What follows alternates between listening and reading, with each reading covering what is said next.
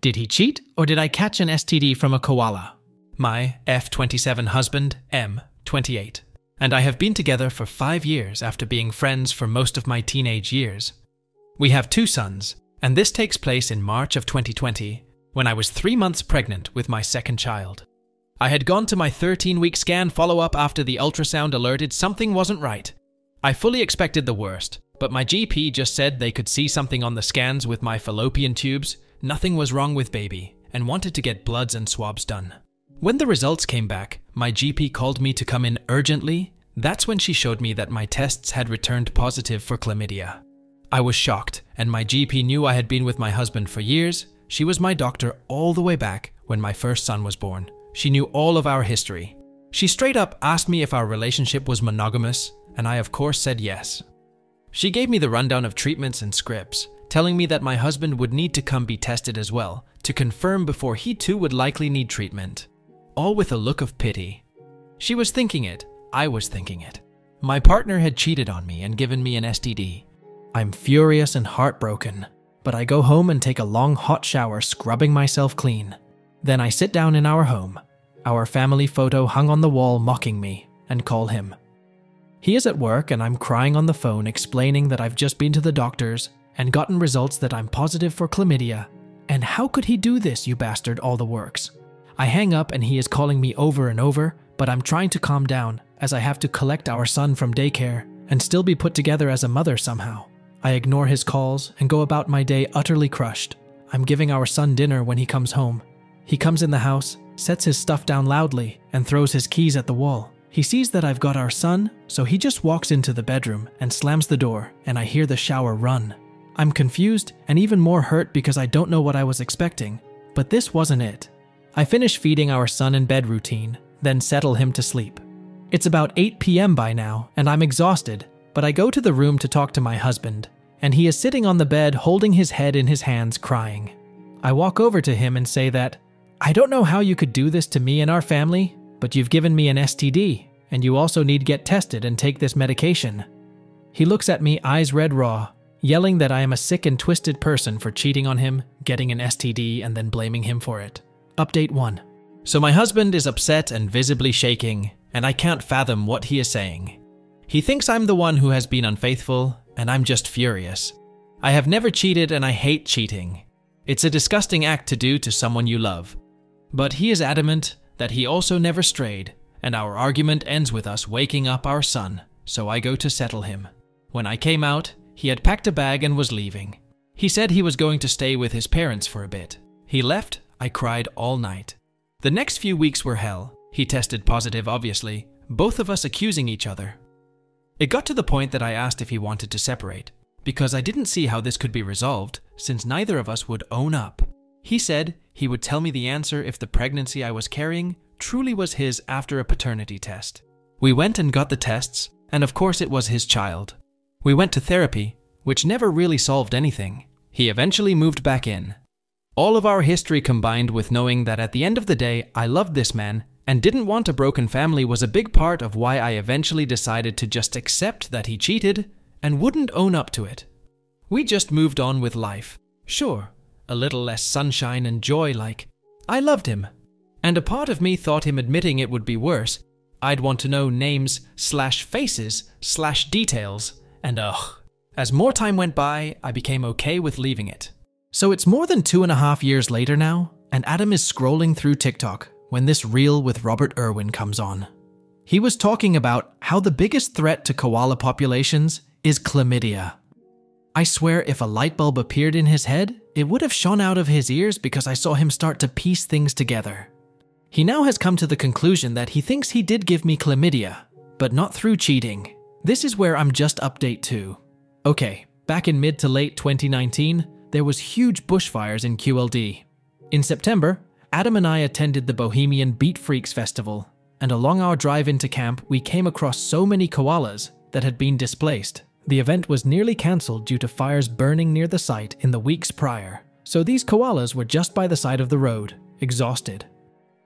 At one point, we pulled over, and Adam grabbed some water for these poor guys.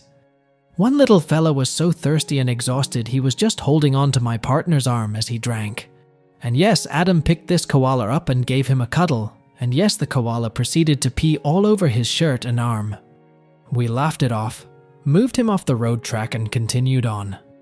Now being a festival in the middle of a bush, there are only showers that you pay for.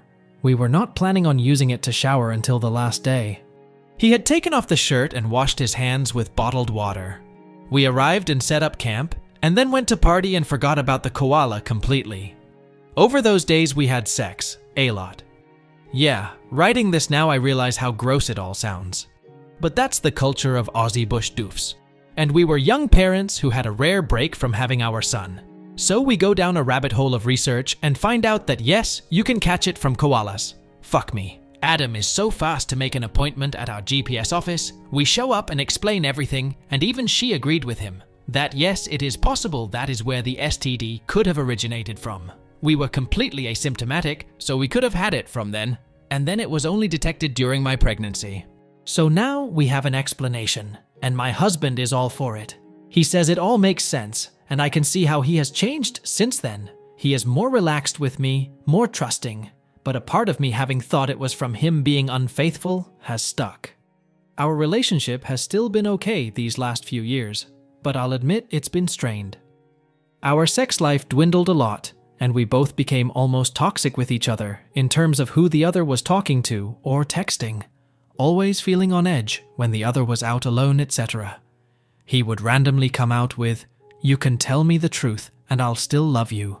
So many times that would spark an argument, etc. And our friends who knew the story have ditched us long ago, thinking that one of us was a cheater and the other was stupid for staying. We learned to keep this part of our lives private to avoid all the bullcrap. Since finding this out, it's like my husband has changed again. He is back to the loving, affectionate, caring man he was before this started. He has accepted this explanation so easily. But now, how do I wrap my head around that my husband did in fact give me chlamydia, but from a fucking koala? And how do we undo all the toxic crap that has been between us and move into a healthier, trusting relationship? I still in ways feel as if he cheated on me, and I'm not able to completely let this go because truly, unless he says different, I'll never really know. And this seems too convenient to the whole situation to put me at ease. I just don't know. It sounds crazy, but this has been my life for nearly 3 years, with this new information stressing me out again this last 6 odd months. Update 3. Most of you thought that my husband didn't cheat, and gave me a lot of advice to think through. I sat my husband down last evening and spoke about how I'm feeling now we know the truth. I talked about how much pain I've been put through with him accusing me and vice versa, and I apologized for my part in things, told him how much I loved him and how happy I was to finally put this to rest. Now we both know there is nothing between us. And then he starts fidgeting and getting upset, and he tells me that he cheated.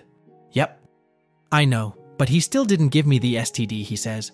In the months after finding out, yes, our relationship was in a really bad place. When he wasn't living at home at that time, he went out and had a one-night stand with a girl from a pub in the town over. He explained that he genuinely believed that I cheated, and after a few drinks he decided he was going to end things with me, so he went ahead with sleeping with this girl. It was his way of tit for tat. Plus, he was convinced that our baby wasn't his from everything. Basically, he was really in a broken place.